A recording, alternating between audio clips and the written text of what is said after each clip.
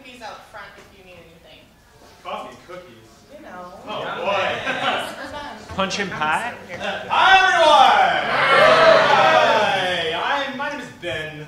I'm your festival director for this Hollywood Fringe Festival 2019, which is, I think we all know here, number 10. Right? Big deals for 10 years. I'm a whole lot older. You know, like that Facebook thing people are doing right now, and it's like the 10-year challenge right now? Yeah. I look a lot older than 10 years ago. let me tell you. Yeah, you do. Yeah, I do. So, that's nothing to do with this festival. So thank you all for coming and welcome, and thanks to the Lounge Theaters for having us and hosting us. It's really wonderful to be here. Okay, you are all being taped right now, sorry. Your silence right now is your consent. You're being taped, actually technically I'm being taped, I just happen to be in the room. And I think it'd be nice to spend a moment, because I know there are people out there watching us at home right now. If we all give a nice little hello to everyone at home. So ready? 1, 2, 3. Hello! Haha, none of you are SAG after, right? Okay. So this is one of my favorite parts, because I get to meet all of the new faces and the new people. Just out of curiosity, how many people, this is their first year ever? Sure, not everyone, not quite everyone. Okay, how many people have done it once before? How many people have done it twice? 3 times? Not square. 3 times up there? No, once. I missed the first. You missed it. Fair enough. Okay, great. Well, welcome all of you.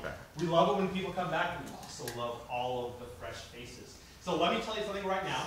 The simple fact that you are here right now, is my eye open?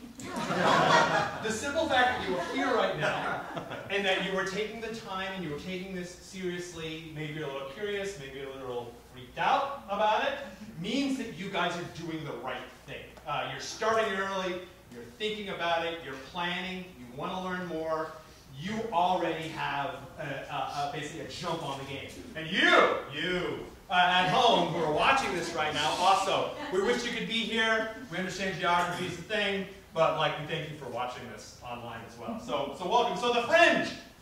Fringe is a very big honking subject. There's a lot to talk about. Now today we're going to be pretty focused on what we're talking about, is that everything you need to know right now. And you'll find this with the workshop series and the town hall series that we have in store for you in the future, that it tries to manage the massiveness of this subject in telling you what you need to know at every stage of the project process to ultimately have a successful experience at the Fringe. So we're going to cover things today, getting started, how to register, doing basic planning, and the all-important budget. We're going to talk about all that today. If you're Instagramming, Facebooking, tweeting, what have you, burn hashtag HFF19 into your brains. There was a time when I needed to explain what a hashtag is. I think you're probably beyond that at this point. That's the hashtag we use for this, HFF19. If you guys need to be on your phones during this, it in no way, shape, or form offends me. By all means, take notes as necessary. Also, obviously, we're posting this online, so you can go back and review as much as possible.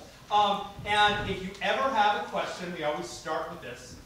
We have a very active online support for you guys. You can go to our portal at support.hollywoodfringe.org. You'll find that a lot of questions are answered there already. And if you're still having problems, you can contact our support through the portal or at support@hollywoodfringe.org. And somebody, if you don't know already, you're going to get to know very quickly because we'll be answering all of your support questions. We have Dave McKeever over here. On Zendesk. On Zen, and he's actually doing support right now. Oh, okay. You're going to get to know him very well because he's the guy that's going to be your lifeline through this process, answering questions for you. So, by all means, if you have a question, if you have a concern, if you have a problem, if you just want to say hi, support@hollywoodfringe.org. We'll find to get back to you very, very, very quickly. After all of this talking business, there will be Q&A. So unless there's something I say during all of this that is so fundamentally confusing that I'm absolutely made no sense. That my Fringe-addled mind is saying words that sound familiar but actually don't mean anything. Then you can say, wait, what? Otherwise, please try to wait for your questions. Write down your questions at the Q&A period, and we'll have plenty of time to do that. For those of you who don't know, we have this thing called office hours, and there's a fun little history to why we call it office hours, which I won't tell you right now.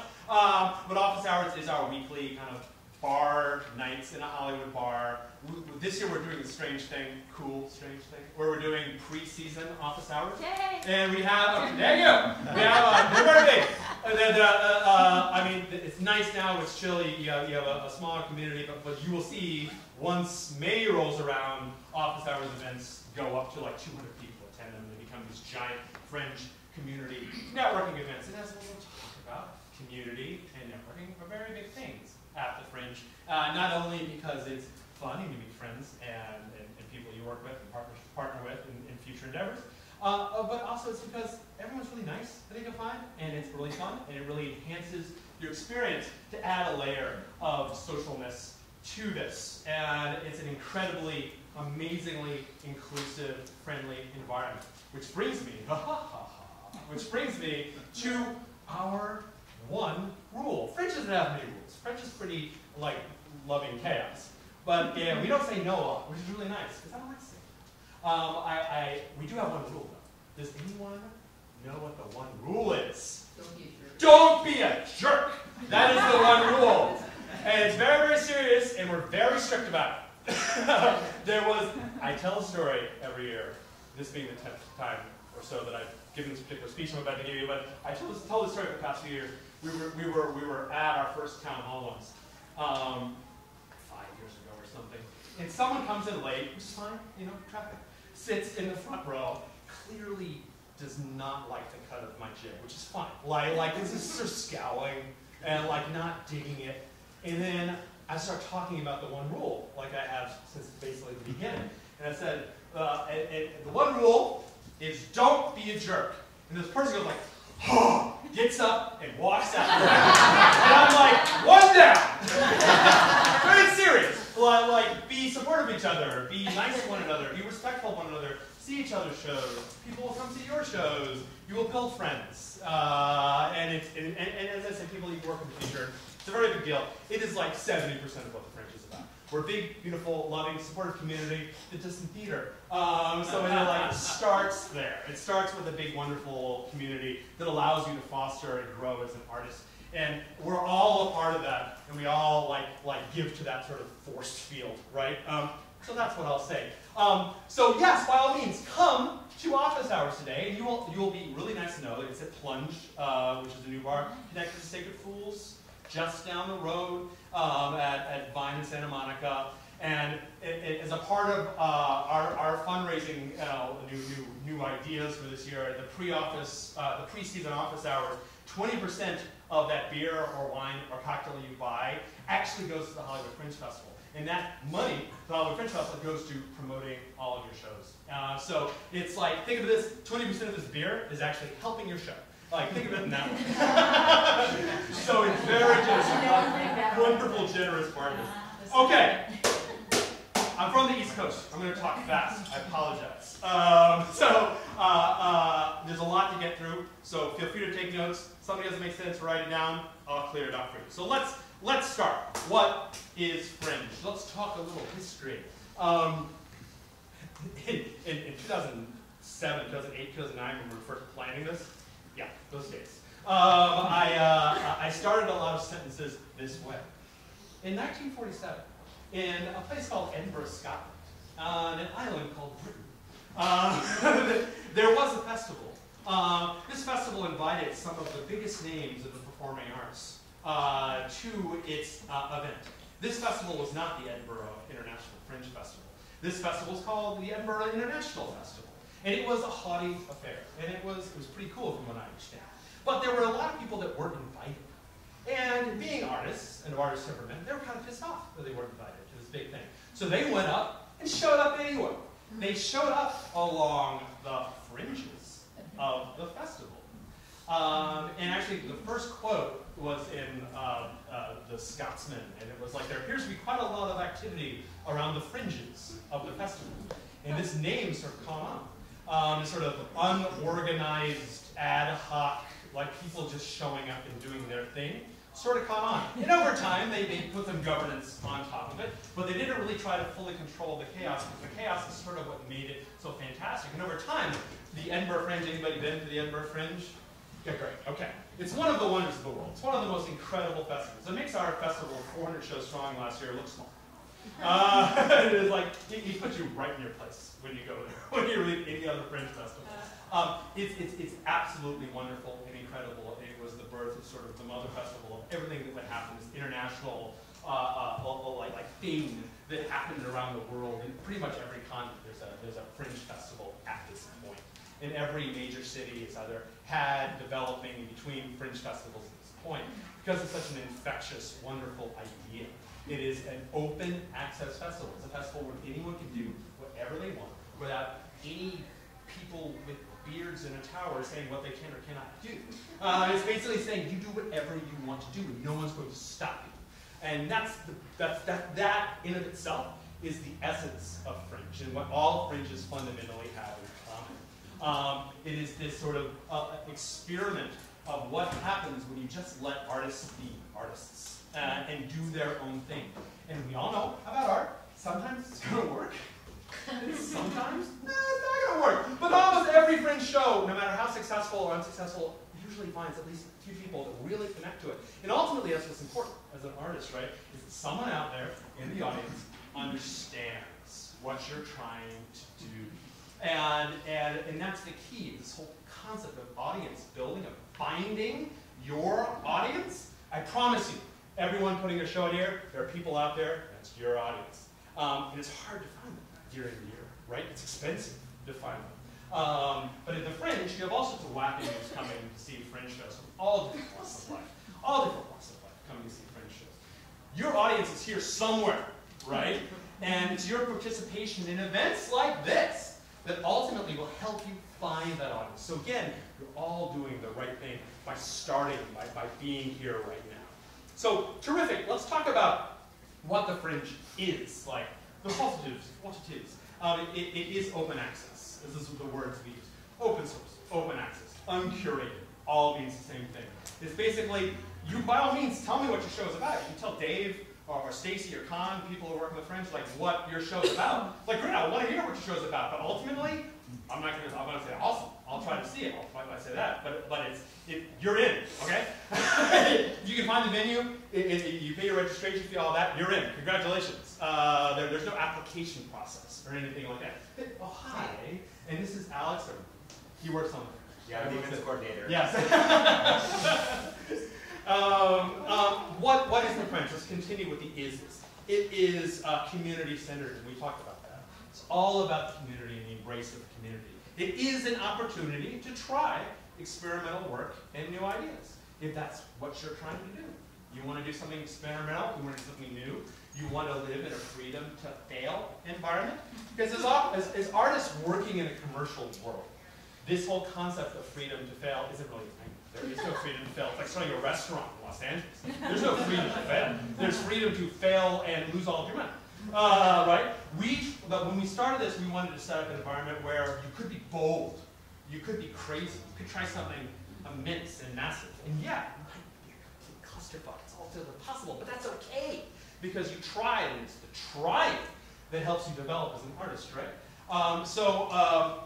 You can do experimental stuff. You can try new things. You can take old works and try to modify them to do new things. And that leads to the next thing it is. It is an opportunity to refine existing work, to try them in front of new audiences. Your work doesn't need to be new. People do the Scottish play. People do Hamlet. Well, like, bring it here. I'm not saying, like, do Hamlet, do a 3-hour Hamlet, but you could, if you wanted to. No one's saying you don't want to. If you want to do Hamlet in Hawaii, TM, because I just thought of it, you can do that, right? You can do that. The Fringe is an opportunity to build new audiences. The audiences that come to the Fringe aren't necessarily the audiences that go to, you know, to CTG in these bigger theaters, right? They aren't necessarily the audience you'll be able to find during the year. And like tens of thousands of people come to see the Fringe from all walks of life, completely different. People will come to see your show and then realize there's a big festival going on, and they'll say, what? And they want to see your show. And this is what we call the Fringe effect. Everyone brings in their own people, their own audiences, and then you see some cross-mingling. And now we're all sharing audiences. This is going back to the sharing, supportive community thing I'm trying to obviously drive home. But like, this is why it's so important. It's this sharing. When I was first working in theater, I was putting together their webpage, something I do, and I said, why don't we have this is for a big theater in Washington, D.C. that I won't mention because it's still around. But I put together their first webpage. That's how old I am. I put together their first webpage. And I remember like wanting to have a special page about all the other theaters in D.C., right? It seems like a pretty idealistic thing to do. And the artistic director said, why on earth would we do that? We want them to come to see our theater. And I don't know, but at the time, I felt like maybe I'm just young and stupid, but like this is what I thought the arts community was about. I thought it was about helping one another. Because fundamentally, like we're all kind of like not here for the money. Right? We're here to take this medium that we love, that's under threat as it has always been in its entire history. And we're trying to build it and create something for our generation as a group, otherwise known as the people alive right now, that generation. And putting and strengthening, making something special. But this is all about that. This is all about that sharing. This is all about us working together towards a common cause. So on all your web pages, by all means, put all the other shows that you're working with, other shows you like. Encourage people to see other people's shows. When you create this vibe and this attitude, it will come back and help you and your show. So let's talk really briefly about what the Fringe is not. It isn't a place where you send us a script in the mail to say, will you produce this? That's not what we do. It's you bring a produced production to the Fringe. You bring your own production. Your production hopefully has some form of director, like someone who's producing it, and a cast, and sometimes those roles are shared, and that's perfectly cool. But you are bringing a realized production to the Fringe. It's not, you're not going to bring it to the Fringe. I'm probably telling you stuff you probably already know at this point, just in case you don't. It isn't a place where you send a script and we produce it for you. You are fundamentally producing all of your own shows. What isn't the Fringe? The Fringe is not an aesthetic. So don't get, I would discourage you from getting wrapped up in feeling that your shows need to be, my least favorite word, fringy, which means like crazy. It could be crazy, trust me. There's a fair share of very successful, crazy shows at the Fringe, but it doesn't need to be. It doesn't need to be wacky and zany, fringy. It doesn't need to be that. It's not an aesthetic. I always say that the Fringe is much more of a model.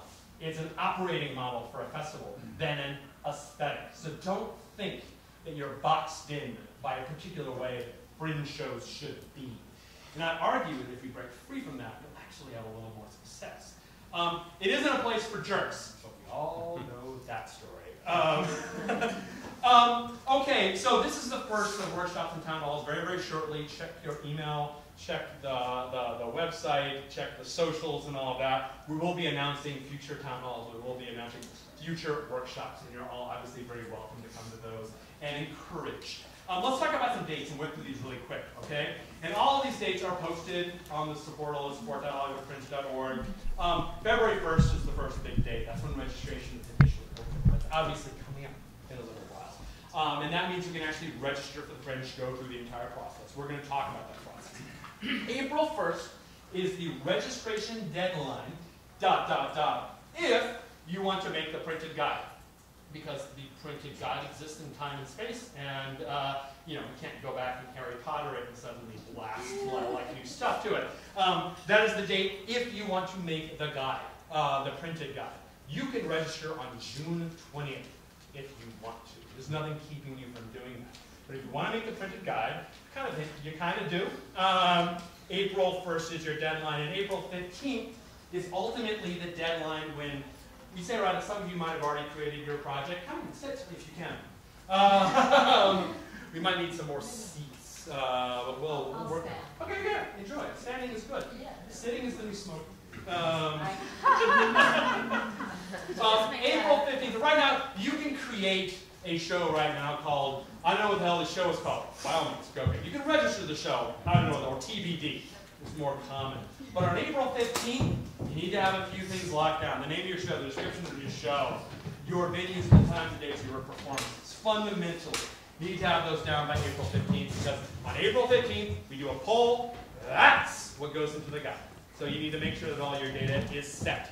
Don't be one of those people who gets the guide and goes to their page and they look at the beautifully laid out just as you like it and realize there's 6 typos in all of your dates and times are wrong. Don't do that. We're gonna lean on you around the April 5th deadline. Check it. Here's where you check it. Make sure it's perfect because you don't want to regret it in the future. Okay. May 1st, tickets go on sale. Exciting. And they're on sale for a solid month and a half this year due to the way things are falling on the calendar. June 6th through June 11th, those VR previews. We're going to talk a little bit about previews, how you might use them as a part of your strategy. It's really up to you. June 12th, that is the day after the last previews. There are no shows because that is the day of the opening night party, and we don't let you work. Everyone comes to the party. The party is always a big, honking, giant blast. All those butterflies. You get to work through those at the party. You've already had 1 or 2 performances, many of you at that point through previews. You have an idea of how things are going. It's on its feet. Everyone can have a good time at the opening night party. Leading to June 13th through 30th is the Fringe Festival 2019, the 10th of its name. And June 30th, awards and closing night party. Please, no one ask me any questions about the awards today. Everybody wants to talk about the awards. So let me just wait until we're a little later into the process before we talk about that. Okay, let's talk about registration. Registration begins with the creation of an online project. HollywoodFringe.org/add_project. That is where you add a project. It'll ask you for some basic questions. Right now, it's very, very basic. It'll ask you questions like the name of your show, the company producing the show, the general price that you think your show will fall around. When February 1st hits, it's going to start asking you a bunch more questions. And that goes through the entire registration cycle. So if you have already created an online project, starting on February 1st, if you want to continue the process, go to your project page, and you'll see a big button that says something along the lines of continue or complete your registration. And it'll guide you through the whole process at this point. So, so let's go through the steps. Online project, create that, go through the workflow. Then you need to book a venue, okay? And we're going to talk a bunch about booking a venue. Some of you might have attended the venue workshop from last week. If you didn't, it is available on YouTube now. Dave, is it up now on YouTube? Yes, it is. It is. And you can go back and watch that. A lot of our wonderful venue partners talking about some of the opportunities they make available to you, the participants. So note, big, important thing is that you do need to book your own venue. You are all producers and professionals and adults. So and part of the producing process is going out and finding a venue that fits you. A lot of Fringe festivals have different ones. And a lot of Fringe festivals will say, you pay X amount, and then we give you dates and we put you in a venue, and you're sort of out of control of that particular process. Which is nice, because it's not a whole lot of work. There's a nice part of it, don't get me wrong. We are on the other end of the spectrum. We're like, we want to give you guys the ultimate level of flexibility. We let you set your own dates, your own times, your own prices, your own locations. We realize that not every show works in every venue, right? So it means a little more work on from your parts, but it also means that it gives you the extra flexibility that is the reward of that work. It's really finding the perfect place for your show, for your budget, all of these aspects that are ultimately, nobody knows what a producer does until you produce, right? What a producer does is makes these decisions. And ultimately, like, Los Angeles has its fair share of actors. I think we can all agree.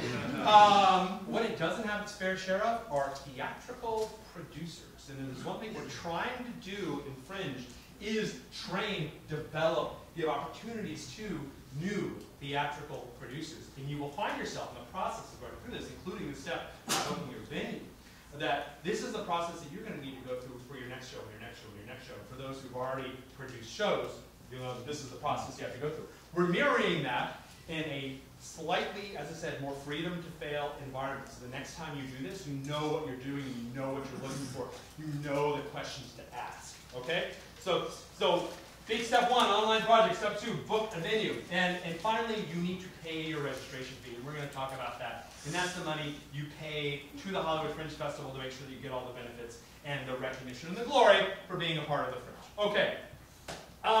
We're going to talk a little bit about the actual registration workflow. So on February 1st, you go online, you create your project, or if you've already created your project, you click that Complete My Registration button. It's going to ask you to answer a few specific questions, and for the most part, these questions are being asked by the venues themselves, so they know what type of project you are, if you participated before, what are you looking for, what are your requirements, things that will help the venues that you ultimately apply to know a little bit more about you. You'll be asked to tag your project, and that tag involves, think of it as adjectives. I think most people know what tags are in this day and age. Adjectives to describe what your project is. It's another way to help people discover your project through the website. And then you will be presented with a list of spaces to apply to. And let's talk for a moment about Fringe vernacular. A venue is like, let's use this particular wonderful establishment, Lounge Theaters, where we are right now as an example. The venue is Lounge Theaters. And it includes all the various spaces within Lounge Theaters. We are in Lounge 2. Yes, Lounge 2. Thumbs up, Lounge 2. This is a space within the venue. You are ultimately applying to a space. Spaces have a capacity. Spaces have lights and a certain type of stage and a certain arrangement of the seats. These are all questions that you might ask your venue manager. So what's it ultimately going to look like, and what are going to be my options during the Fringe?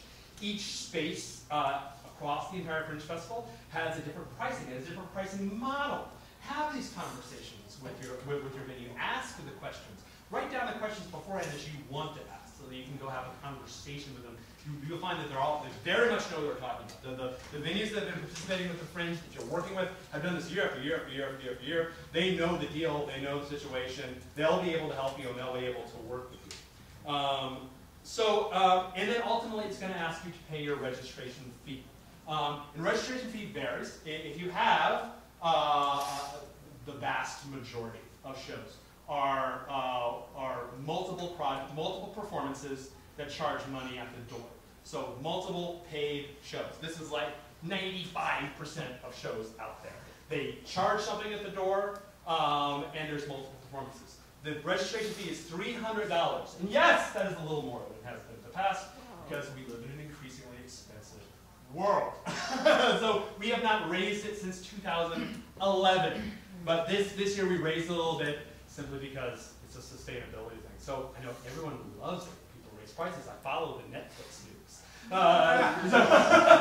So it's like, we raised it right now to $300 from $250, just so we wouldn't have to raise it again for long. So apologies if you did some budgeting on the 250 number with the old number. The number this year is $300. Hopefully it's not a make or break thing for you guys, because we're very serious about everyone at least breaking even during the Fringe, giving you the tools to do that.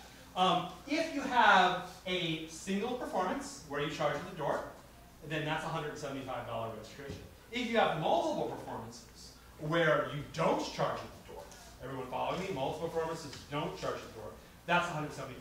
It's called a free show, right? So if you have paid multiple performance shows, $300. If you have a single paid performance, $175. And if you have multiple performances where it's free, then that's $175. Make sense? Yeah. Those are the registration fees. Okay, terrific. So we talked about the three major components at this point. We talked about creating an online project, working your way through the workflow, ultimately paying your registration, and we talked about booking a venue, which is a separate process. You can kick off that process in the workflow by applying to the various spaces and the various venues so they have all of your information. It sort of starts a conversation, right? But you can ultimately, you can register for the Fringe before you book your venue. But people are following what I was saying. Once April 15th rolls around, that's like, you better have a venue booked, because that's when your performance times and dates will be pulled and put into the printed guide. It's all generally clear. You can ask questions about anything. There's a fantastic article in the Supportal, which is called Registration, everything about registration. All about registration. Nice try. Huh? Nice try. That's a nice try. All about registration. That you can check out on the Supportal. It guides all of this out for you. Support.hollywoodfringe.org. And that is the website. Okay, great. So let's see. Let's talk a little bit about your project page.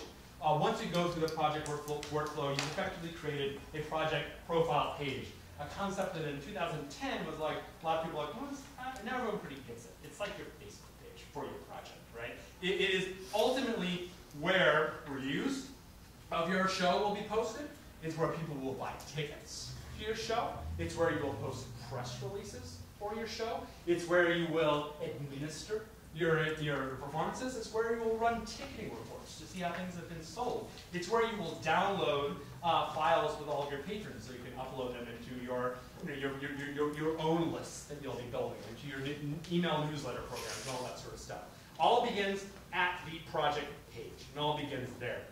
That's sort of your homepage. It's hollywoodfringe.org/projects/number, and that number is your project number. Does that all make sense? That is your profile page for your project. You can also upload images. You can upload videos. You can sort of like deck it out so it's particularly attractive and appealing. So yes, that's all there. Okay. Super amazing, fantastic. We also have a workshop program, and a lot of people have been doing this. If you have, hey, what's going on? I'm glad because it's amazing. Workshops are awesome. So the way workshops work, let's say you wanted to run a workshop on like a clowning workshop, or a workshop on how to hula, whatever you decide that you want to run a workshop about. As Fringe participants, registered Fringe participants, you can register for a workshop for free, for $0, and you can charge at the door. If you're a non-participant, it costs $50. If you're a participant, it's free. Something to think about if you wanted to run a workshop. And keeping in mind, let's vernacular this. When we say workshop, we don't mean a sort of like a workshop production. We get this question.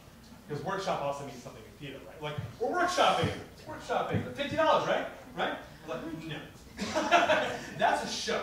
Like, even if people are walking around with scripts in their hands, which I wouldn't recommend stage readings for the French, do what you want to do. I'm not going to stop you. But it's a show. When we say workshop, what we mean is an educational-based classroom-type opportunity where you are imparting knowledge and generally as yourself, as the main character. It's not a show. Okay? It's not a one-person show. I think we can all understand that there are differences between a one-person show and an educational-based workshop, right? So be aware that there's a difference, because each will be marketed differently by us. So just so everyone knows. Okay, awesome, fantastic, super. So what do you get with this registration to the Fringe? You get a listing in the Fringe printed guide. We print thousands and thousands and distribute them every year. It's a beautiful booklet that's beautiful art. All of your ads are in it. It's wonderful. And you get in that registration, we list the title of the show, any flags we say of the show, like is this a world premiere show? Does it include flashing lights? Is it family friendly? And then there's, of course, everyone's favorite, includes nudity. Pro tip, don't check family friendly and includes nudity. You'd be surprised. Don't have a show called I'm zombied out as fuck and check family friendly. Because we'll look at that and go, a lot of people don't necessarily want to bring their kids to a show like that. So keep that in mind. You get a listing on the Fringe site with your registration. And the Fringe site gets well over 1 million hits, like during the on sale. So it's a big deal. You will find that much of what the Fringe tries to do is drive people in that paperless world of the site where they can buy tickets and whatnot. So the inclusion of the site's a very big deal. And marketing that URL is a big deal for you. You get ticket sales, web, phone, walk-up.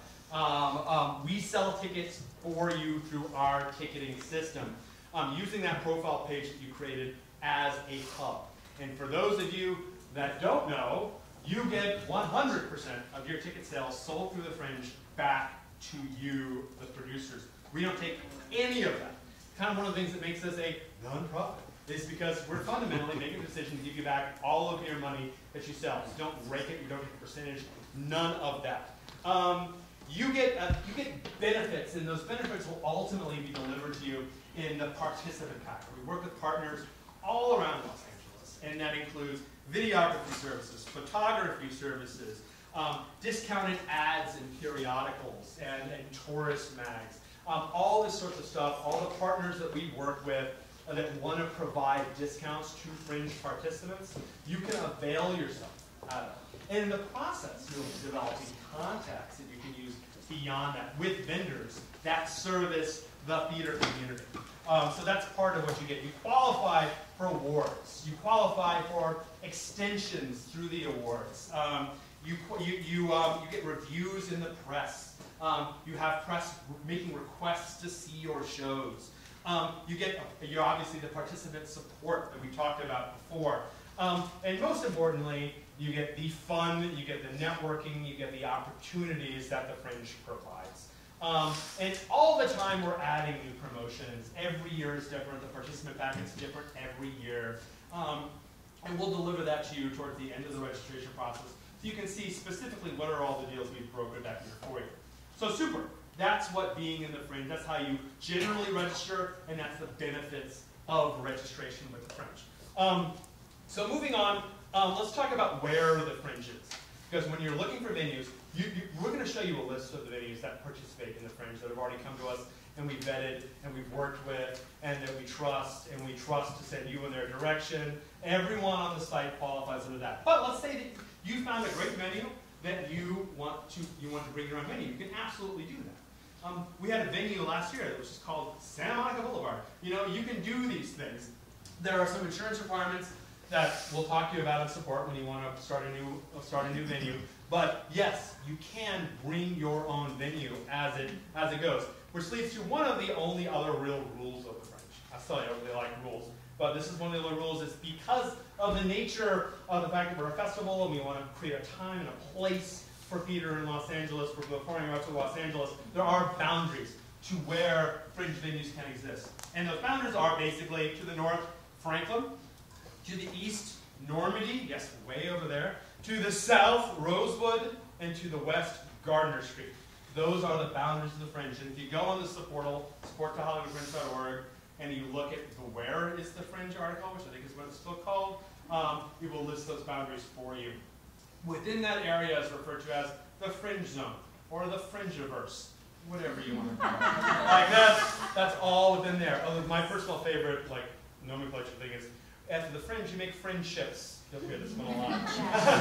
Friendships, slightly better than Facebook friends. So friendships are important. Okay, so super. And by all means, write down your questions. Feel free to ask them. What I wanted to do is, I know we have a few venues with us tonight. Yeah, grab them. I'm going to improvise while we're grabbing venues. Well, I know, do we have any venues on this? We're going to scan, and we have Matt and Amber. Oh, we have Jen. Hi. These are venues that have showed up today. Why don't you guys talk about yourselves a little bit? I'll let them go first. Hey! All right, I'll go first. Hi, my name is Matthew Quinn. I run the Asylum Spaces. We have 8 different spaces throughout Hollywood. We are in the middle of our application process. All the information, our venue packet, application form, is all at theaterasylum.com, and that's theater spelled E-R. I also want to introduce my partner, Berta Rodriguez. Unfortunately, I'm not going to be able to attend the office hours today, although I love them. But Berta will be there with cards and answering questions.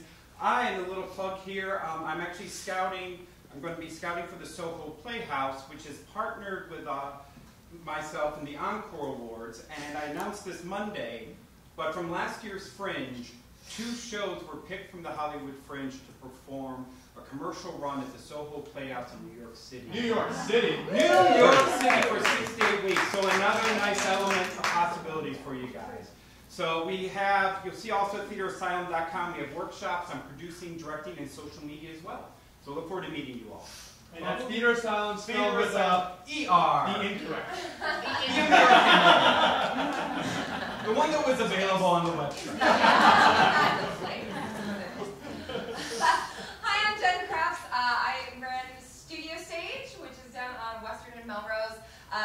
We have just one space, so it does fill up very quickly. We're about 40% booked already. Woo!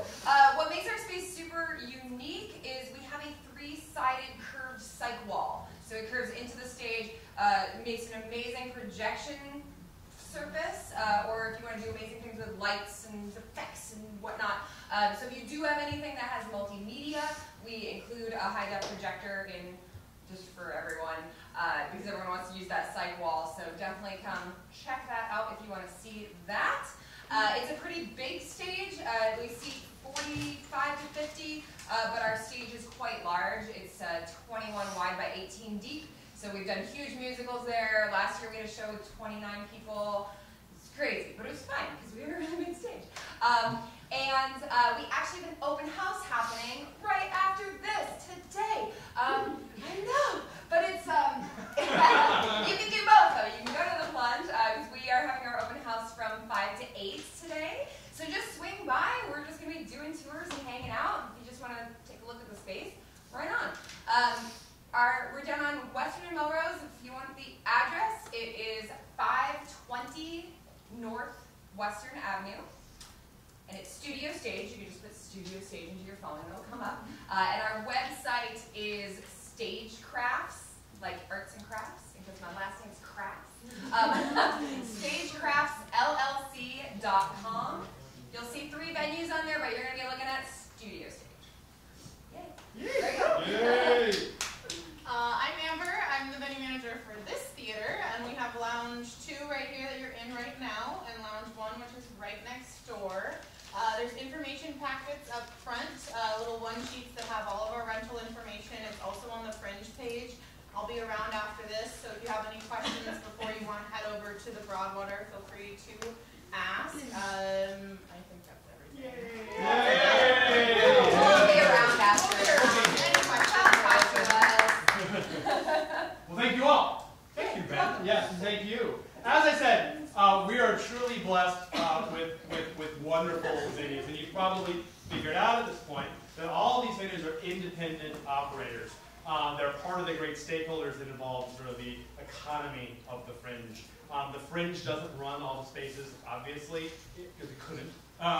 We leave it to the professionals over here to do that. So it's really wonderful to have all these fantastic partners, and it makes the whole place very special for you guys to have them as partners as well. So you can treat them as partners as you're working through this, and everyone, all of us, will be more successful. So thank you all. Thank you all very much for coming.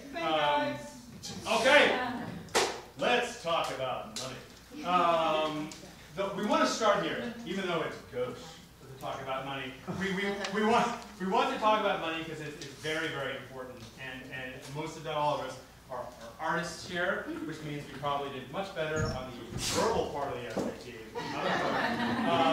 For those, I don't know, is it still such thing as the SAT? So, I don't know. But in any case, let's talk about this, and let's talk about a little math while you're putting together a budget, because ultimately, it should be one of your very first steps, to figure out what's your level of comfort, and to start asking yourself realistic questions. When I budget, this is my goal, I always budget with a certain amount of, I want to call it cynicism, I'll call it realism. I would call it saying it's like, okay, like in reality, how many people can I expect to come to your shows? Like if those realities are blown away, fantastic, right? It's fantastic. But what we don't want to happen is for you to leave the Fringe having lost money and then feeling pretty sad about it. It's not what we want to happen. We want you to budget and make decisions based on a certain sense of grounded reality. So it's like, expect the best, budget with a certain level of pessimism. is the way that I've done it, and I've seen successful shows do it that way as well. So, as we mentioned, you guys get to set your own ticket price. So you're saying, this is easy, I'll sell my ticket price is $500, I need to sell it too. If only that was, and also that's not why we're here. We're not here to play to one or two people, at least most of you probably are here. You want fuller seats, you want glasses, you want exposure, and at the same time you want to at least break even in this endeavor, right? Speaking for you, I assume this is sort of where we all are. So that being said, let me give you a little guidance, and this is just guidance. The average ticket price over the years remains approximately around $12. You have your $10, you have your $8, you have your $20. Anything above that, you better know what you're doing and who your audience is, and you should probably have a built-in audience. Like there are shows that have put it at $30 and that's published, and then they open and they're like, we're having a wonderful show, no one's here. Why? Because there's a show down the hall that's published, and they can't afford a $30 show. Everyone's on a budget. People put together budgets when they're seeing shows as well. So keep that in mind.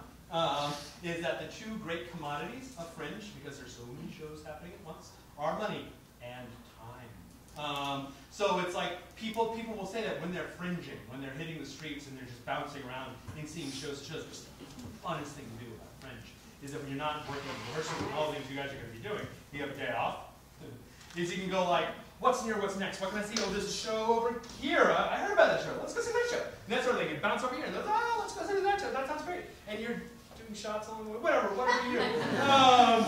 I'm not a shots guy. Well, for a side note. I'm not a shots guy. I'm more of a beer drinker. But like during Fringe, I find I need to do shots, not because I want to get plastered. It's just because there's no time between shows. Shots is just the easiest delivery method for alcohol. Anyway, long story short. Yes, the two things, time and money. So people say, how long is the show? Okay, the show's about 60 minutes. It's 60 to 90 minutes, the norm. People are like, oh, okay. But if I see a 2.5-hour show, it might give me pause. So keep that in mind. I'm not saying, again, don't do a 2.5-hour show. I'm not saying that. You find out you have a 2.5-hour show because you have a brilliant vision, you have a venue that's going to accommodate that sort of time. By all means, follow your vision. Just know that it's going to give some people pause. Because the norm is between 45, 60 minutes and an hour and a half. Okay? So if you stick around there, you're not going to veer away and people are going, oh, I don't think I have time to see that. Because I have 5 other shows I want to see today. And then with price, yes, $12 is the mean. You set $30, you're going to give people pause. And you don't necessarily want to get a pause. You want them to sort of flow into your performance and be sort of pleasantly surprised. Like, we were talking about this when I saw the movie The Favorite the other, like a month ago. For those of you who've seen it, it's really awesome. Not that I care. I walked in and before anyone was talking about it, I was like, it's fucking great, right? And I just loved it. I had that experience at Fringe all the time. Like, I walk into a show and I had no idea, I just sort of flowed into, right? And I was like, whoa, where did this one come from? And then 2 weeks later, everyone's talking about it, right? It happens during Fringe.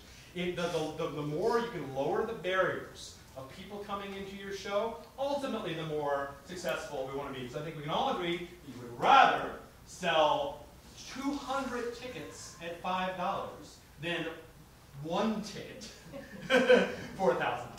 Like, I think that's probably what we're all going for. So think about that, time and money.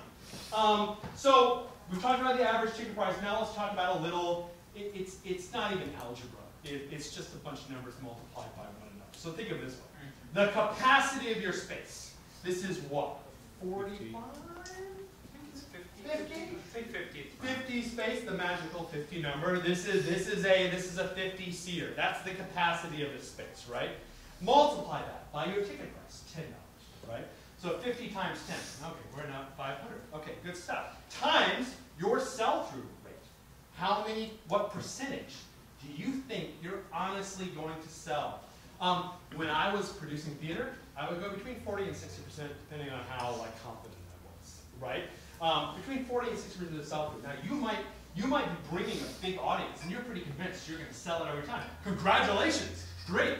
But for those of you that don't necessarily have a built-in audience in Los Angeles, who are trying something new and starting a new company or something like that, 40 to 60% is a really nice number to go for.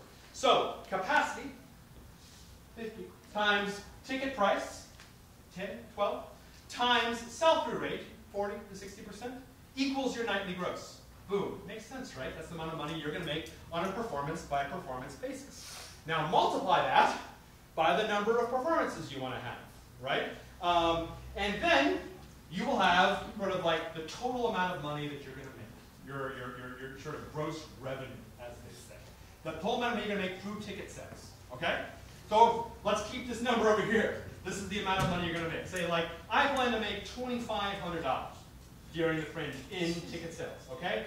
Now I'm going to come over here to the other side of the ledger, and I'm going to be talking about expenses. So what are my expenses?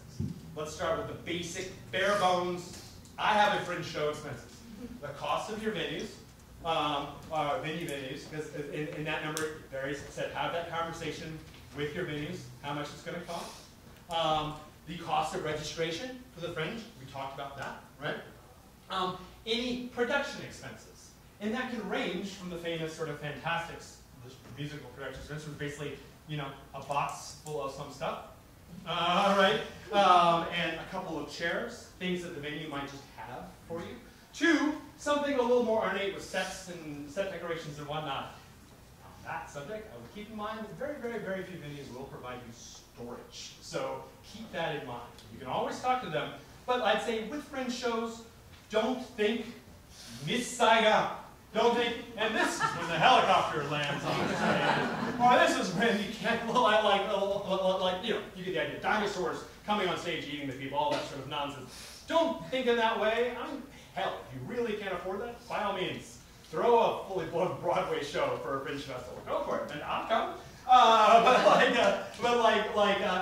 It's okay to think scaled back for Fringe. Because ultimately, a lot of venues you're going to find you've got 15 minutes to half an hour to get everything on, you've got 15 minutes to half an hour to get everything off. So think about it that way. During Fringe, you will see full sets on Santa Monica Boulevard because they're loading out. While those loading in the series, you'll see this. You'll see like cast sort of huddled around their like sets like this, and they're time, go, go, go, and bringing it in. And it's fun. It's a nice thing to get your heart pumping as the shows get to get. So think about that. Production expenses. We talked about rent. We talked about registration fee. We talked about production expenses. Now we also have marketing expenses, right? Something you probably want to do.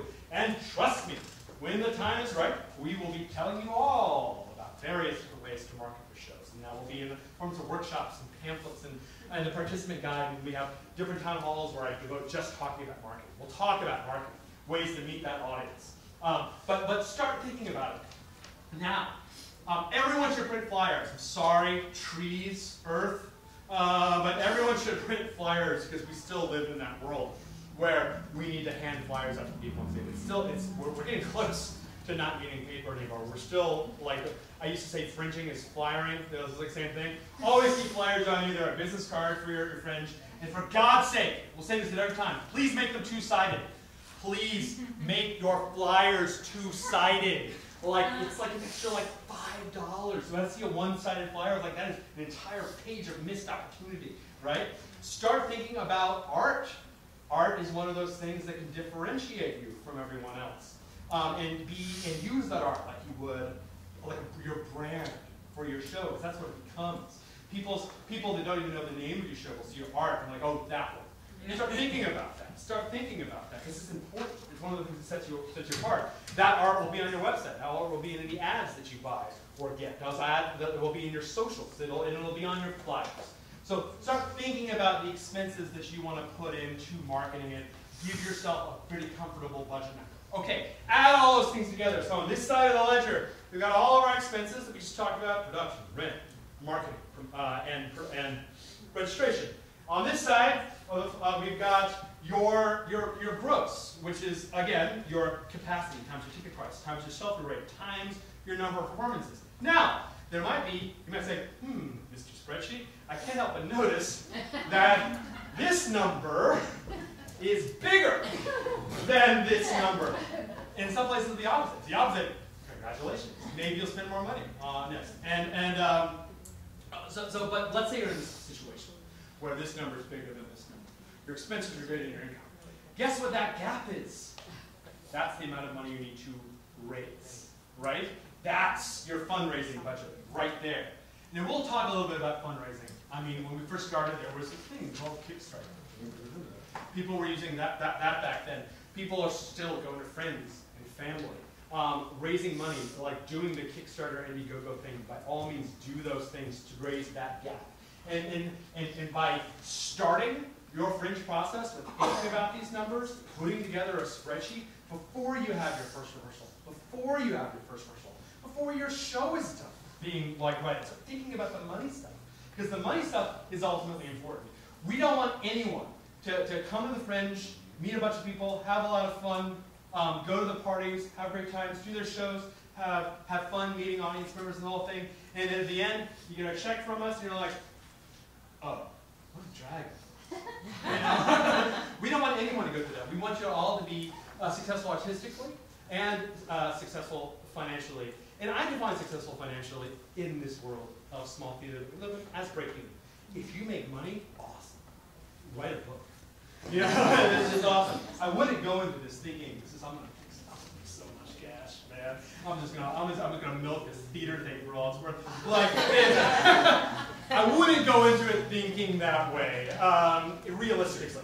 But if you make money, oh, amazing! Like, fantastic. So that's in general the finances you need to think of. And the last thing I'll say, and we're going to go to Q&A in a second, I will say to our international friends, we're probably not here right now, so I'll say to you. Hello, international friends. You're absolutely welcome at the Hollywood Fringe Festival. We will do our best to help you legally cross the border. You're not going to get the follow. We will do our best to give you the tools that you need to legally cross the border. Please check out on our page, support.hollywoodfringe.org, information on applying as an international participant. Everything you bring is wonderful. We very much want you to be here, and we will do everything we can to help you get here. I, unfortunately, am not the president of the United States, but I will do the best that I possibly can to get you to come here. Okay, no, who would want that job? How crazy do you need to be? Okay, anyway, let's do some Q&A. Okay, thank you. I think this is like record time. I flew through that. 1 hour, Dave. Good job. It only took 10 times. Okay. Now, thank you. Got the right idea. This is what we're going to do. Everybody remembers first grade. How do we do this? We raise our hands. When you're called upon, and I'll try to like mix it up around the house. Please stand, because we're all deeply charismatic in this room. Please stand and say your name and the name of your show, if you have it, and then launch right into a question or something you want to tell the crowd. This is a town hall. Your hands up first, sir. Well, thank you so much, Ben. Hello, everybody. I'm Sandro Manetti, and Monica and I are doing the 7-Year Itch on stage at the Fringe. And hope you'll all come. Tickets available on May 1st. Talking about talking about setting the ticket price, I was noticing when I was booking my ticket today, there was like an add-on price. So how much is that going to be? Because if you tell your friends it's 12, and they're like, hang on, it's $14.75. Okay. So what is that add-on price, please? Good question. And I will also say that I thought you were going in a different direction, but I like the direction I thought you were going in, and I like your questions too. Like this example is right now. For example, this event we're all on right now, you will notice it was pay what you can, PWYC, and thank you for everyone who did pay something. And we'll push it forward and we'll automatically go back and help everyone. But so you can set your ticket prices as pay what you can if you want. So people will literally be asked to plug in a number. Now, your question is about service fees. And everyone knows about service fees because there's a company out there called Ticketmaster that charges very, very, very large service fees. We try not to. The reason that we sell service fees, charge service fees, is twofold. One is, you may or may not know this, when you use a credit card for a transaction, this costs money. You have to pay the bank, Wells Fargo, in our case. Money on each transaction that you pay. So it covers that. And a little bit of sliver that's left is the little bit amount of money that the Fringe makes over the course of the Fringe on ticket sales.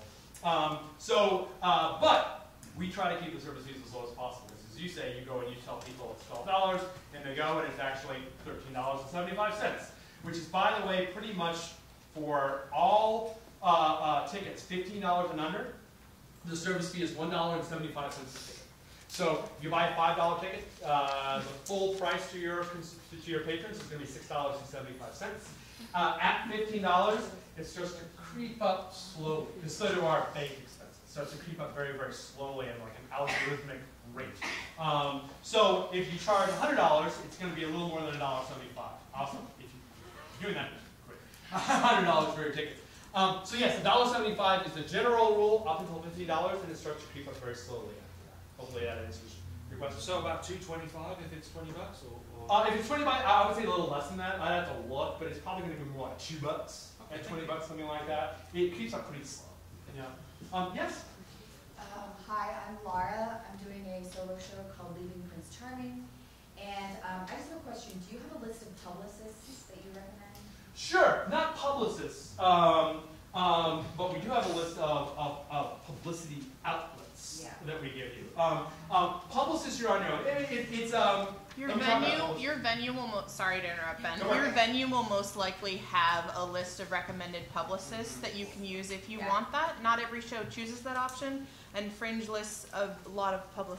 There you go. Yeah, but definitely check with your venue. So yeah, talk to your venue about publicists. We don't list publicists. Sometimes it makes sense for your show. Sometimes it doesn't. On the question of publicists, I would just say be wary. Some publicists promise a lot and deliver a lot and you end up paying a lot of money. But sometimes it makes a lot of sense. So it depends on the publicist. Los Angeles has no shortage of people in publicity. And so I would say be wary. We've had very mixed reports and mixed reactions of shows that spend money on publicists. But if you find the right person, and it's within your budget, and you really have a certain amount of confidence, and you're relying on like press mentions and stuff to fill your house, then it's definitely something you want to consider. One thing that the Fringe does provide is a list of press outlets, all 4 of them that still cover theater. More than no. That still cover theater in the Los Angeles metropolitan area. And that article is, and support.hollywoodfringe.org is called All About the Press. Dave? Yes. I believe it's press awareness. Press awareness, that's it, okay. Wrote it like 9 years ago. It's called Press Awareness, and it's updated constantly with a list of current publications, so check that out. What we don't give you is a list of contacts in each press outlet, because not necessarily the press doesn't want us to do that. Sometimes you have to do your own homework a little bit, and putting together your press list is one of like the jewels of arts organizations, is your developing press list. It's something that everyone should have a list for and start developing. But we give you a nice head start. Hopefully that answers your question. Can I just add, there's full publicists, and then there's a couple companies that just do an email blast for you, kind of a cheaper version of it. So again, check with your venue. I would also, there's some publicist who says, we will triple your social media like followers. I would say be very careful. So everyone knows that at this point. People fall in that. That's what we call a scam. So it's like anyone says, I'll get you 3,000 Twitter followers by Friday. No. I really would warn against following that sort of thing. I think most of us know that. Yes?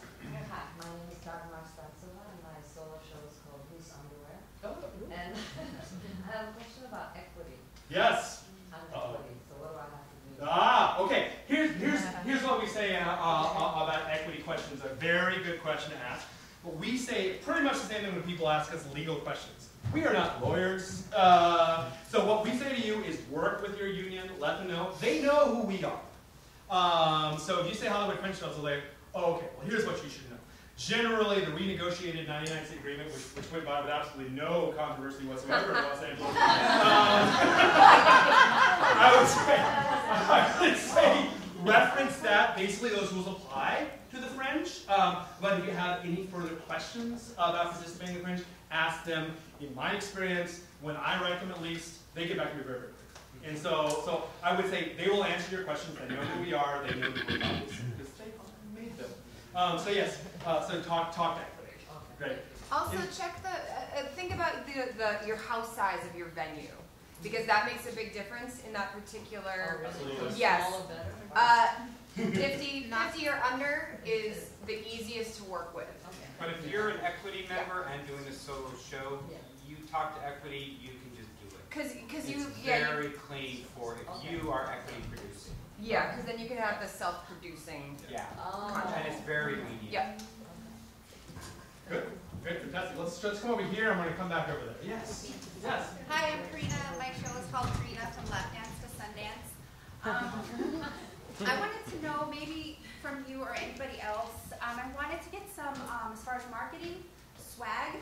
So Okay. because the lap dance, even if it's like thongs, you know, or like stuff like that that you can give to your people, like on your postcard. Adding it to my collection. Or of when songs. you're, Yeah. yeah, Well, like how to or, get you know those. when they come to your night and then you're like, here's your program and here's your, that, and then you give them that little thing. Yeah. Before, so people can remember like, oh yeah, this, you know. This So you're looking for like companies that produce things like that? Yeah, Right. with my name, like, what's it called? Like if you would put like, yeah. Yeah. No, sure. Anybody have any folks they'd like to use for swag? Is Cafe Press still?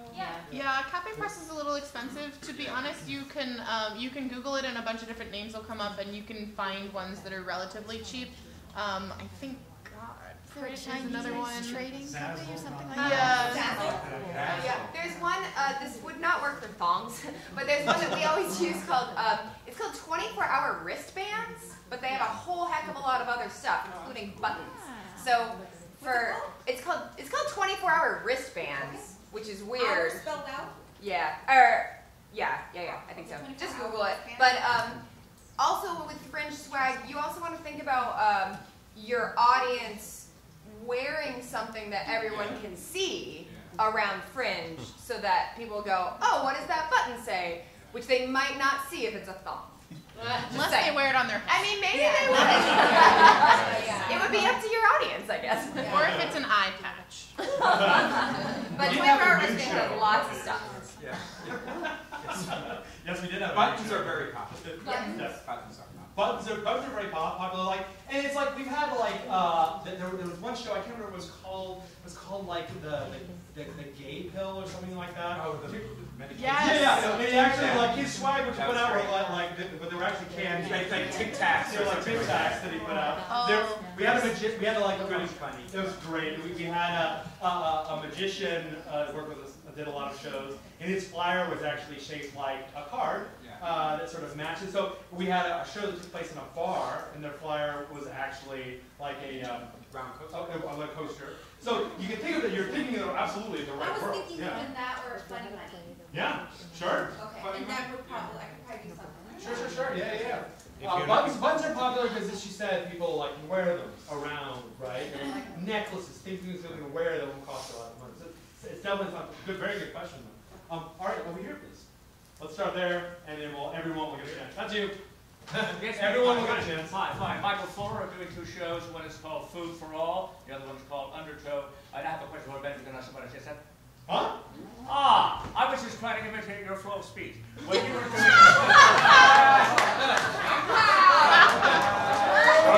Very good. and I'm not from the West Coast.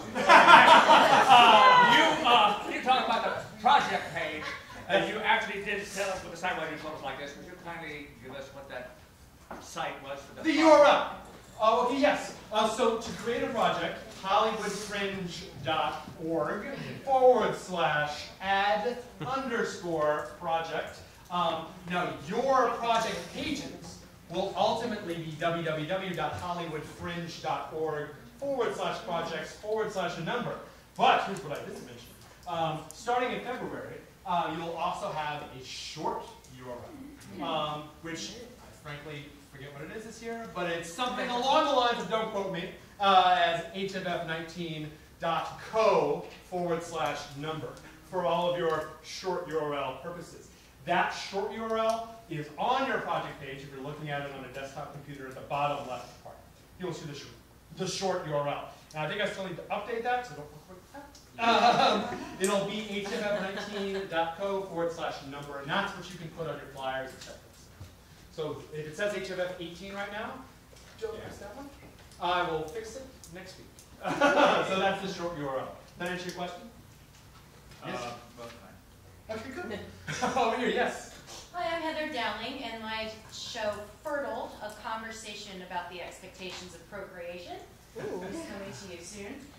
It was a question and more also just to get it out there too that with the venues that tech, like who's going to run your lights and sounds and things, is not in general included, Yep. and that's another budget item to like be prepared for, is to pay your tech people. And your actors for that matter. And Yes. I'll put that under production expenses, but absolutely. And that's something to think about when you're talking about questions to ask your venue. One of the questions would be, are we on the hook for running our own box office? Right. Are we on the hook for bringing our own stage manager? Every venue is different, and ask these questions, right? Because if you need a board op, you might need to pay someone to do that. If you need a box office person out front, you might need to pay someone to do this. And think about that when you're balancing all the various calculus of putting together an actual budget considered. Most venues require you to use their tech person to run the board and things just to protect all the shows in the spaces.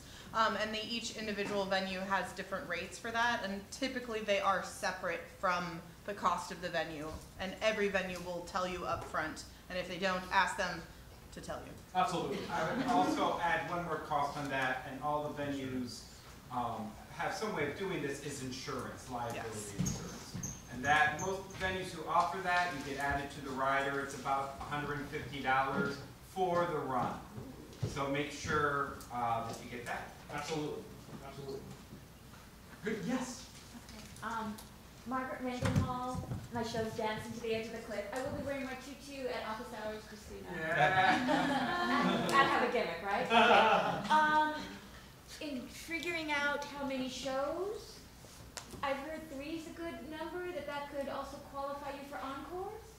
What's the minimum of 5? Yeah, 3 is what we say ultimately with encores. For those who don't know, encores are the best of the Hollywood Fringe that follows in July. Each venue ultimately decides who gets an encore. We say 3, especially if you're in a non-encore venue, so we have time to get a judge out to see you. But it can be less if your venue does approve.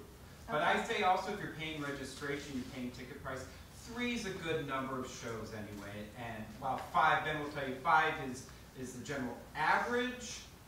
3 to 7, 9 are all great numbers. And I'll say something else is that, like, you really bring up a good point of choosing. And ultimately, it's about your budget. It's about what you're trying to achieve at the Fringe. Like, I would say I see a lot of 3 to 5s. Like, I see a fair number of 7s and 9s even. Like, it depends on what you're trying to achieve. There's been some shows that do every freaking day. Yeah. Like it happens. But here's what I will say. It's not just the number of shows, it's performances. It's not just the number of performances, it's the timing of those performances. And as much as happens, let me give you a sad scenario.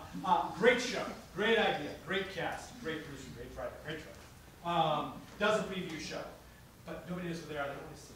And then they have the first day, like after the opening act party, they have a show. And it's great, a few more people show. And then they have the third and final show, like right after that one, a couple days after that. And like more people show up. But now they're like, oh, the show was so great. When can I tell my friends to see it again? Oh, sorry, we don't have any more performances. That doesn't mean you can't add midway. But if you're in that position and you don't have flexibility on time, like you're not worried about like hotel and being here and stuff like that, if you have the flexibility, I would say as much as possible, try to space it out. Because you want that sort of thing. We see this all the time. You see people like coming from nowhere, and no one knows who they are. They never produced a show before. But the show's freaking fantastic. But they bunched it all in the first week of the festival. So like I would say, obviously do whatever you want, do whatever you can, and your schedule permits. But as much as possible, if you can space those out, to give people a chance to discover your show. So that's all I'll say. Also, talk to your venue about that as well, because a lot of the venues will kind of work with that in mind. Yeah. So like for instance, our schedules are specifically spread out at different days and times that vary throughout the Fringe, so that you don't have that problem. Right. The sad problem. The sad problem, yes. Yes, up there. Hi, Hi, my name is Maitland Pezzo. I'm doing a show called Acid Wash Love, and I was wondering, I'm not sure if I'm not understanding this correctly, Yes. but I know that a lot of the marketing that you can do is at bars and clubs. Yeah. If you are under 21, Yes. where is the best place to go for are office hours for under 21, or is that Depends on the venue. A lot of them, because of the law, are 21 and up. Yeah. Trying to think of any office hours that let people come in. You did Thursdays. You added Eat This on Right. Thursday. Right. They got a restaurant St. Felix. St. Felix allows. Oh, yes, right. They sell food. That's right. That's true. So we do make an effort at office hours to provide some sub-21 options, for sure. Funny story, and I'll answer your question.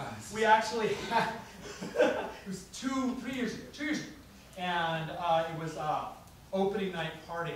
And they were really nice. But we had a show, it was a Titus Andronicus teenager show. Wow. They were like elementary. Right, so right, they were young. They were babies. And they wrote us and said, do you mind if we picket Fringe Central for not letting us in? And we're like, yeah, go ahead. So it was they were like, if people were coming, they were running like no access, no fare, stuff like that. It was like great. And, funny. Well, what did they do? I am now talking about the Titus Andronicus show from 3 years ago. They stuck it in my mind because they were creative and thought of neat things. We had a show outside of Fringe Central called Wet the Hippo. Oh, Was it Moby Dick? Oh, yeah. Moby Dick. They read all of Moby Dick continuously through the nights. 2 nights. 2 nights. At first we were like, who are these crazy people reading Moby Dick? But by the second night, as they were about to wrap up, they had a crowd around them until they slammed the book shut, and everyone went ballistic. They didn't need to be in a bar to do that. So it's like there are a lot of creative ways. Yes, there is sort of a aspect of bars and taverns and whatnot that matches into the Fringe thing, but that's by no way, shape, or form required. So think creatively. It's ultimately the most creative marketing becomes the most successful and memorable marketing. So think about that, for sure. Yes, everyone would have changed that. Jeremy Travis with Bunny the Elf Live. It's Roberta Aries' coming-of-age story from being an actress to finding her real career. Tickets, you were talking 10 to anywhere to $20, but as far as a solo show goes, what's a realistic number for that? 12 is a realistic number, but so is pay what you can. I mean, it's like, and keeping in mind that every performance can have a different price. So, for example, what a lot of people do, and what we suggest people do, when you have a previews, answer the question, what is the goal of having a preview performance for you? And we'll talk more about that as the process goes along. For a lot of people it is butts and seats, butts and seats, butts and seats. That's what it's all about. It's so they do pay what you can. Everyone, please come see our shows, start some buzz about our shows, etc., etc., etc.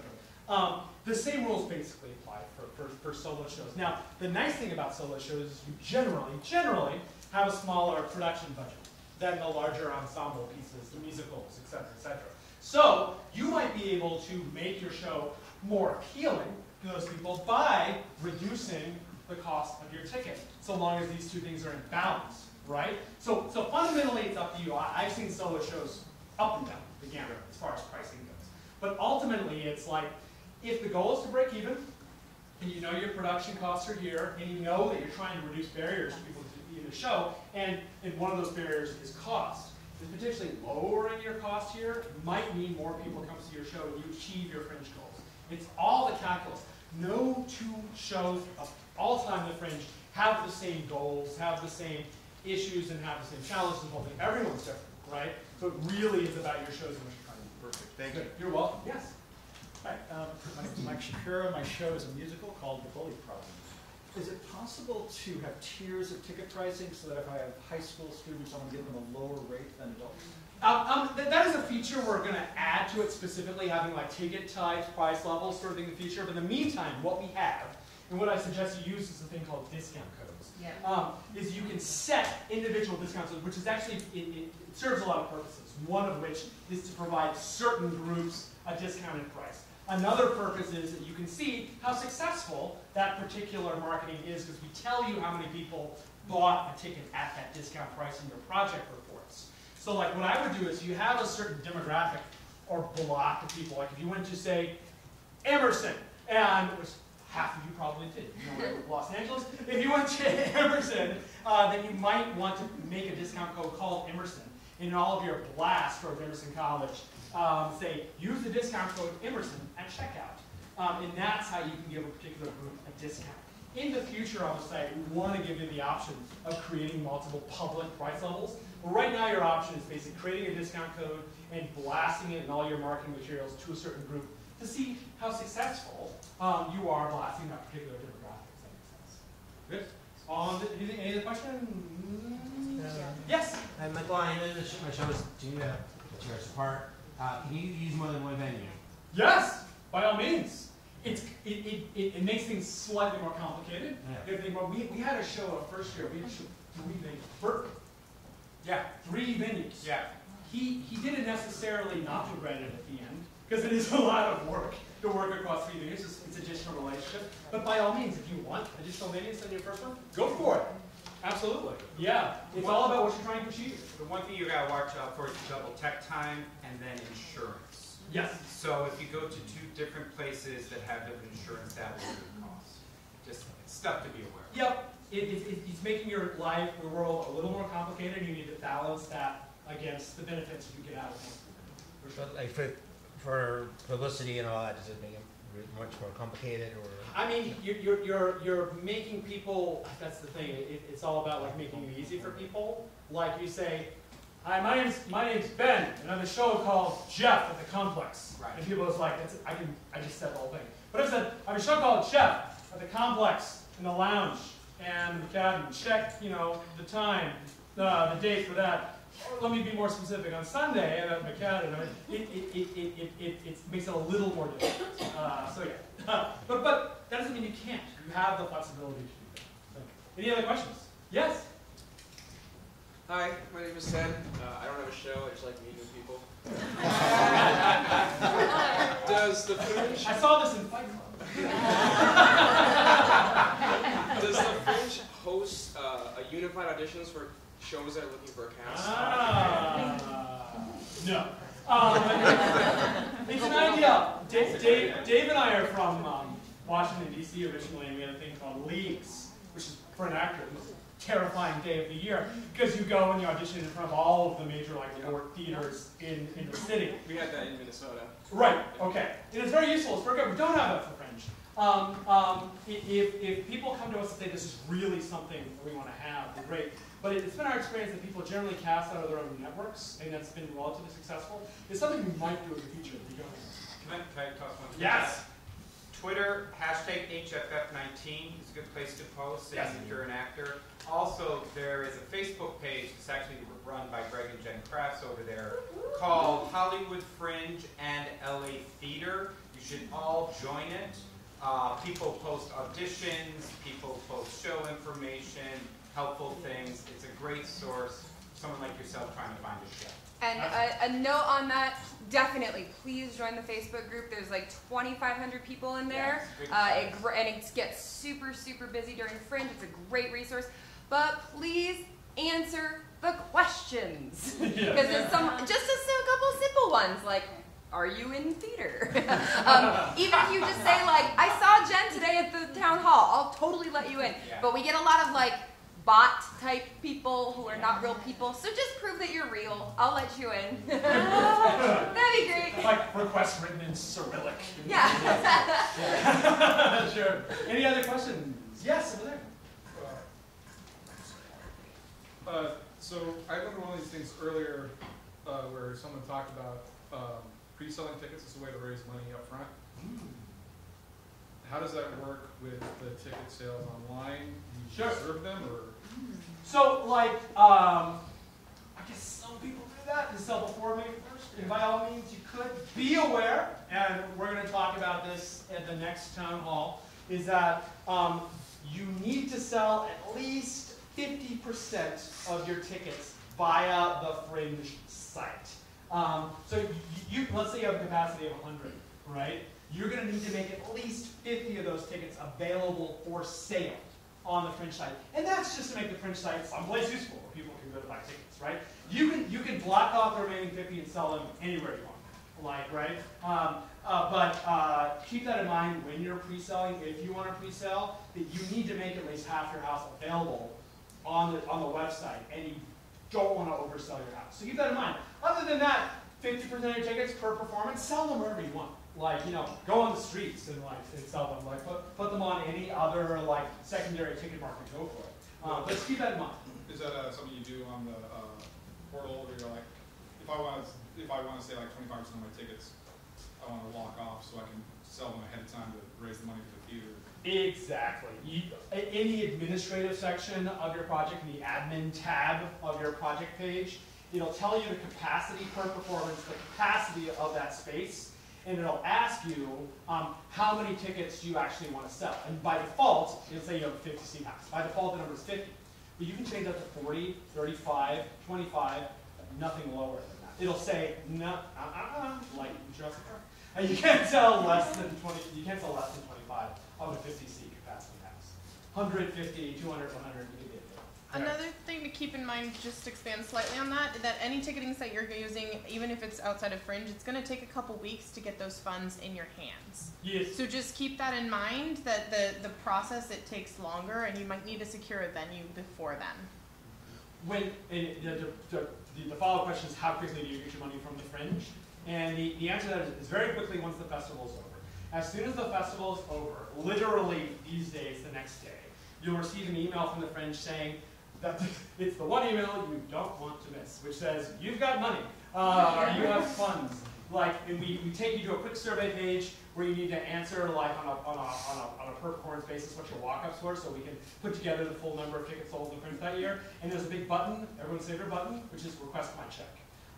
And it also gives you an opportunity to update your address. So for those of you who register, and you're like, I might move between now and the time that the Fringe is done, or, leave the country between the time the Fringe is done, know that when you request your check, you have the opportunity to give a new address. So keep that in mind.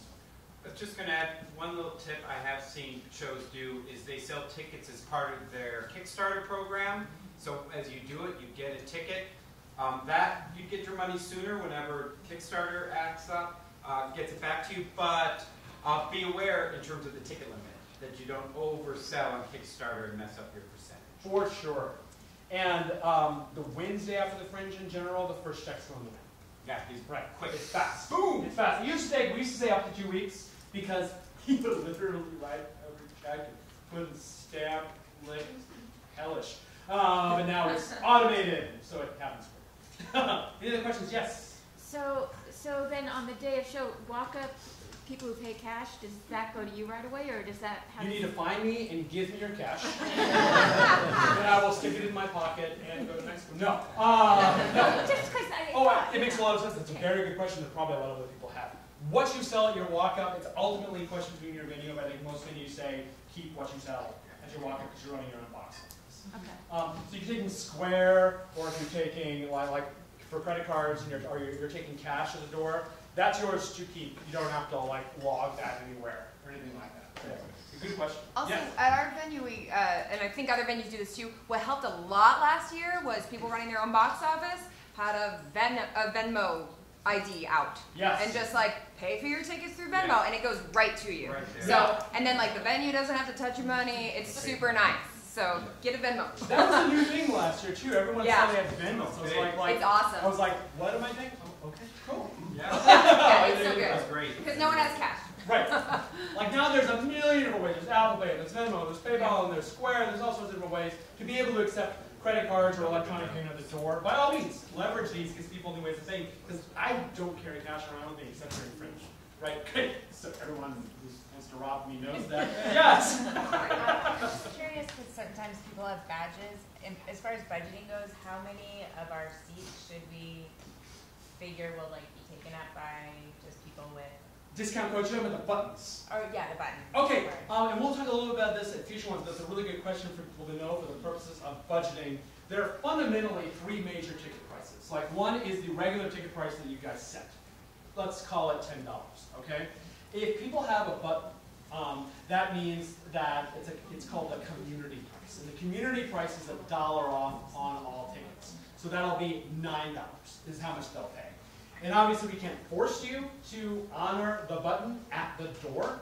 It's automatically honored on the web. It says you have a button associated with your account, you get $1 off your ticket price. At the door, there's no like Fringe police there, kind of like accepting the button. But beware, if you don't honor the button at the door, people will say bad things about you. And then the third price, yeah, you solved the problem. The third price is you can set a participant price. And I would say set a participant price for your fellow participants. Be a good community member.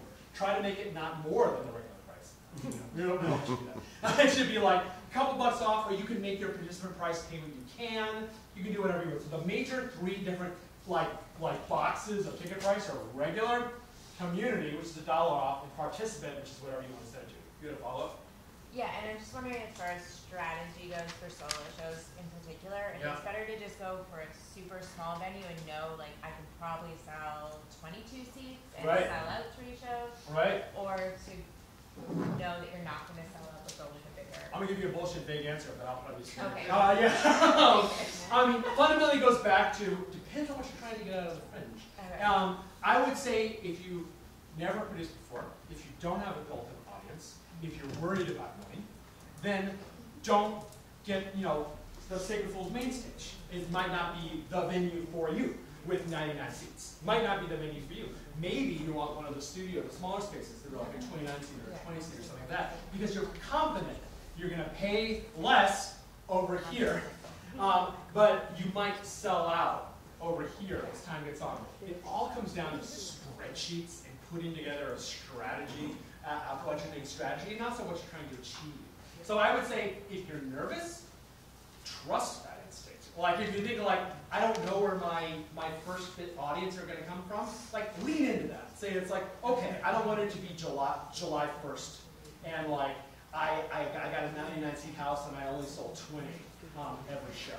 Be realistic. It's great to sell out, and if it's a smaller space, like we were in this is a great crowd, right? It feels great. Everyone's together. There's great energy in here, right? What if we were in a 1,000-seat house? It would suck. I feel like nobody loves me. You probably will too, because it's not just about the economics. It's also about the artistry and the community between the audience and you. There's a much better energy when a smaller house is full than when a larger house is not full. Right. I think I'm talking like 20 to 50. Yeah. Okay. Go for it. Yeah. I would say lean into your paranoia. Right? This is a good paranoia. But yeah. If this is your first outing with Fringe, be careful, take baby steps. There's gonna be another 10 years of Fringe after this. You can come back and be bigger and try larger and get the Sacred Fools main stage, or like the main stage in the Hudson, things like that, the larger spaces. But yeah. The question I'm is just going to add on. My general thought of producing, my suggestion is to find the smallest house that your show can fit on the stage. Yeah. And keep in mind for encores or any extension, the venue manager impart not only the artistic merit of the show, but that show that's sold out every show, even if it was a 25-seat house, is going to look a lot better than 50-seat houses sold 25 seats each night. Yeah. Any other questions? Yes, sir. Well, my name is Matthew Henniger, and my play is Wild Chicken Across the Road. And I'm wondering, what time do office hours start? Oh, good question. Dave, is it generally like okay? It starts in 25 minutes. Is the answer. But like, so we're still in the preseason office hours right now. I believe March. Usually they're 7. Usually they start in mid-March. Right, the weekly office hours. Starting right now we're in like a monthly zone. When we get into the weekly zone, it's like March. And you'll usually see Wednesday nights. And Wednesday nights, building. And by the way, anecdote, which I said I wasn't going to tell. The reason it's called office hours, because when we first moved here, Dave and Stacy first moved here and decided to start this thing, we lived up there. And 3 Clubs was our bar. We would go to 3 Clubs. That's sort of where we went.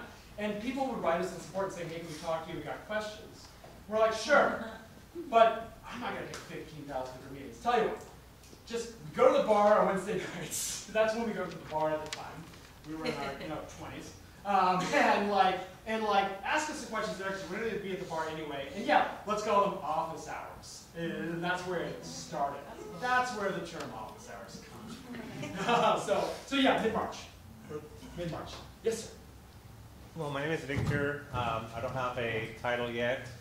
Maybe two different productions this year. My question is there going to be a Fringe Central this year? And I know that answer. And concierge, there's going to be a concierge in case people want to, Sure. see the posters and stuff. Did you plant that? Me? Did your husband plant that? No. No? We've never met.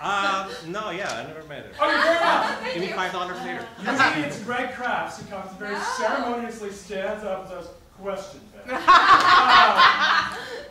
Fringe Central. So Fringe Central was something we had for our first 8 years. And it was fantastic. It was a month-long Fringe-run clubhouse. Then we'll have a bar and concierge and things like that. We had little mini performances in there. The whole concept of Fringe Central has changed quite a lot over the years, right?